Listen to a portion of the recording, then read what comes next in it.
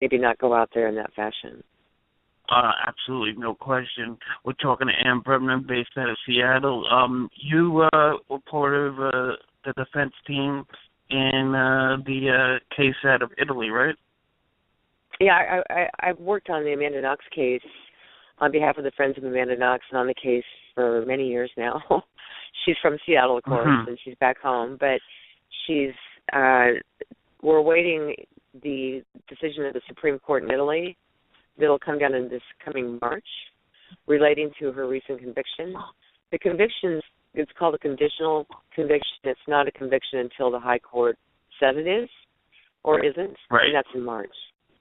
And then, of course, if say it's a conviction, then she could face extradition proceedings. Now, for people that are just casual, the observers of Amanda Knox and don't know the full story, what would you say is the smoking gun to her innocence? And you could point to that and clear her. That the only evidence that they claim to have against her, forensic scientific evidence, there were two things. There was a knife and there was a bra clasp. The knife supposedly had her DNA on it and the victim's. It was tested by independent experts appointed by the court in Italy, and that was found absolutely not to be the case. There was some of her in a handle because she cooked with it as a cooking knife, but nothing connecting her to the crime. Zero, nada. A piece of evidence that they claimed connected her to the crime was a bra clasp that was found on the floor in the bedroom of the murder, and it had traces of Raffaelle's DNA, supposedly. That, again, was completely thrown out by the independent experts. And it had sat in that room for like 48 days and not been collected and kicked around. It went from white to black. It got so dirty in terms of the collection process by the police. So those are the only two things that they had, that they, quote-unquote, had against her.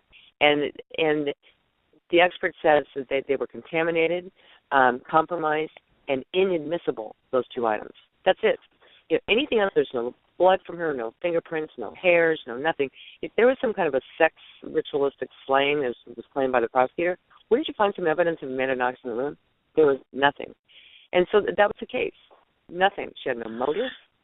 And the motive that they claimed was at first money. Then they said it was a sex ring.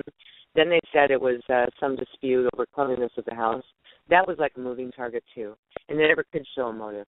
So it was a really unbelievably bizarre prosecution. And the prosecutor himself was prosecuted during the cases and convicted for abuse of office. Oh, was he? Yeah. He was, his name was was an overzealous Menini. Prosecutor?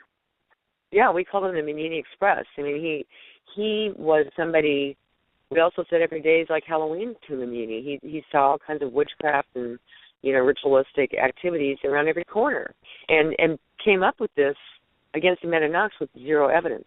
Yes, he was. And the abuse of office is important, the conviction that he was meted out against him during these cases.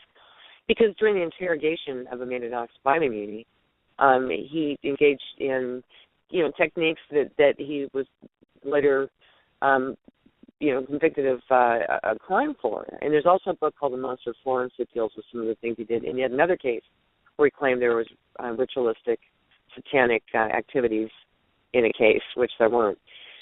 So Amanda, when she was, I also say this finally, when she was interrogated by him, it was for many, many hours. It was in Italian. She didn't speak Italian. She'd only been in Italy for a short time. And then it was basically not a confession at all, but they said that it was. They asked her to imagine being in the house, what would you have done? And she said, if I heard screams, I would have covered my ears. That's it. So what a case. I mean, it captured international attention, but it really came down to no evidence whatsoever against Amanda Knox, and she was what we've always called an innocent abroad. Now, didn't they say she's guilty by another district court out there in Italy or something? Or, right. I don't know, something happened? Yeah, what happened was she had her first trial, and she was convicted. It went up on appeal, and the appeal in Italy is a whole new trial, unlike where we just look at legal rulings. In Italy, it's called a trial de novo. You just try it again. That's when those independent experts testified. And she was acquitted, and she was sent home. And then she was tried in absentia in the third trial.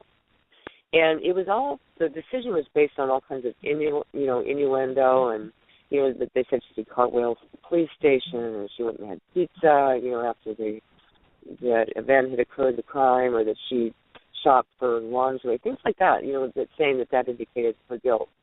A, didn't happen, but B, would never prove guilt.